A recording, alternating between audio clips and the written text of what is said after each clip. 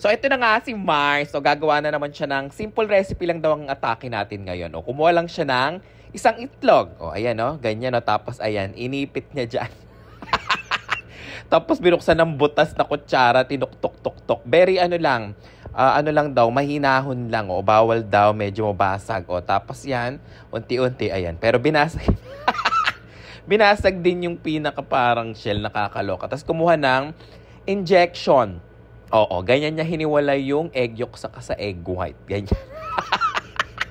Pero 'di ba, very simple pa lang, itlog pa lang 'yan ha. Oh, yan pa lang mga first procedures natin. Tapos, ayan nakikita niyo double egg yolk.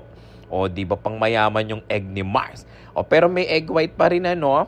Basta ganyan, tapos papaikot-paikutin lang ganyan. Tapos ispapadaan sa mahiwagang embudo. Ang laki ng embudo. Tapos ayan piniritong itlog. Doon na rin niya binate, tapos nilagay yung kanin. Gagawa siya ng fried rice. Oo, with egg. Tapos, ayan, konting pangpalasa. Diba? Muntik ng ibuhos lahat. So, good luck na lang. Oo. So, sa halu-haluin nyo lang mga Mars, ganyan. O, diba?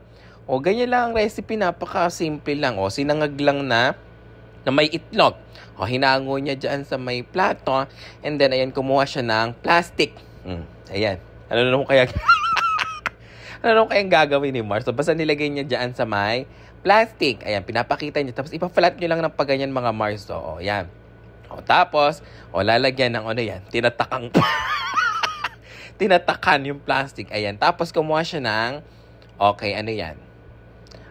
Pang sealed. Isi-sealed. Diba? From sinangag, siniled.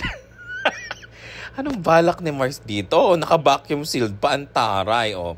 Ganyan. Kung wala naman kayong ganyan, basta i-sealed nyo lang. Tapos lalagay nyo dyan sa... nilagay niya dyan sa rep. Ayan nilagay niya. 1 minuto. 1 minuto, 1 segundo. Nakakaloka. Tapos ayan na naman yung pampalasa. Tapos may... may itlog na naman sa kanin. Okay. Gagawa na naman yata siya ng ganun pero ibang procedure. Ito yung mas madali. Kanina yung long procedure daw pero pwede niyo naman daw gawin tong short procedure. Tapos ayan yung kanina. Tapos ayan, ginugunting na naman niya. Tapos ayan, isinalin lang din. Diba? Pinagsama lang din. Nakakaloka talaga tong si Mars. Tapos ayan, for the serving na tayo. Dilagyan pala niya ng konting mga gulay-gulay. Napakaliit naman ang takalan ni Mars, diba? Diet si Mars, ganyan lang. Sa dami ng pinagdaanan niya lang kakainin niya.